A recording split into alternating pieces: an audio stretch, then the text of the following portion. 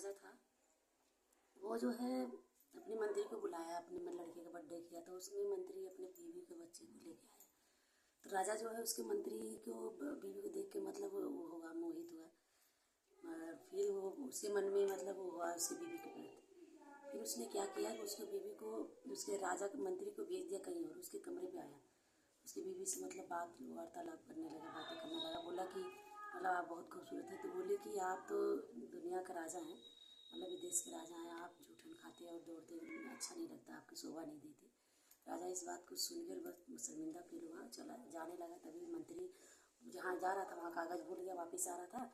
फिर राजा क्या किया कि उस कागज़ को लेने आया मंत्री ने देखा राजा घोड़ा बंधा हुआ है, उसे पता चल गया कि राजा हमारे घर आया है। उसके मन में कुछ, वो मंत्री कुछ भी नहीं बोला, चुपचाप फिर कागज़ ले गया, फिर अपनी बीवी को घर अपने मैके भेज दिया।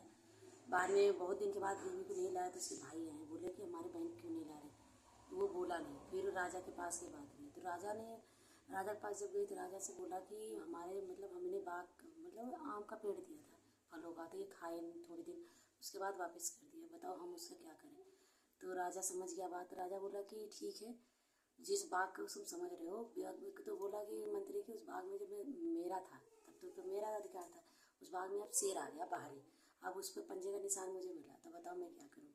तो बोला कि वो शेर जरूर गया होगा मगर उसका निशान वहाँ पे है, मगर वो तुम्हारे घर की दीवार बहुत मजबूत है और नींव मजबूत है, इसकी वजह से वो पंजा कुछ भी नहीं मार सका, आपका वो बाग एकदम सुरक्षित है। इस बात को सुनकर मंत्री जो है बहुत मतलब प्रसन्न हुआ, अपनी बीवी को ले आया। कहने का मतलब ना बीवी का नाम भी खराब हुआ, ना पति का भी हुआ, ये भी ऐसे भाषा में समझे कि ना प्रजा समझ पाए। तो इसलिए दोस्तों, अगर कहीं गलत फहमी हो तो ऐसी बातें करो ताकि एक दूसरे का मान सम्मान भी बना रहे, और जीवन में कोई अगर हो तो उसे समझ बूझ के करना चाहिए।